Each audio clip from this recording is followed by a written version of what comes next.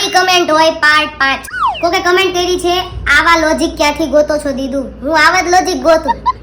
હું કોણ છું ખબર નથી તમને બધાય? એક ભાઈએ કમેન્ટ કરી છે માથું સરકારી હોસ્પિટલમાં રિપેરિંગ થઈ જાય પણ ડિસ્પ્લે ઉડે તો કંપની વાળા હાથ ન ચાલે.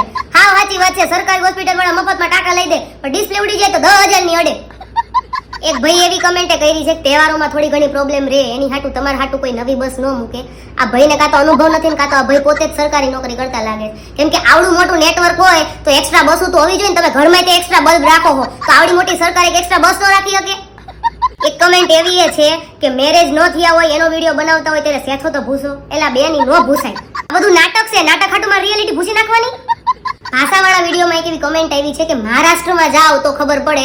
તો આ તો છે ને ગુજરાતી ફ્લેક્સિબલ છે ને ગુજરાતી બધાને માન આપે છે એટલે બધી ભાષા બોલે. બાકી આપણા પાસે એટલી તાકાત છે હો કે આપણે અહીંયા આપણા સિવાય કોઈને રહેવા ન દઈએ કે પણ આપણે એવા છીએ આપણે બધા દિલના હારા છે આપણે બધાને અપનાવી. એવી દાદાગીરી આપણી પાસે ન હાલે. મરાઠી ન આવડે તો નહીં આવવાનું. એમના ઘરમાં જઈને પાણી ઢોરી આવું. હાવણો ન મારું. જનરલી મને બધા હારી જ કમેન્ટ કરો છો અને કરજો. હવે પછીના વિડીયોમાં હું 5 એવી સારી કમેન્ટ અને એના નામ બોલીશ જે મને બહુ ગમી હશે. પણ તમને ફોલો કરેલું હોવું જોઈએ.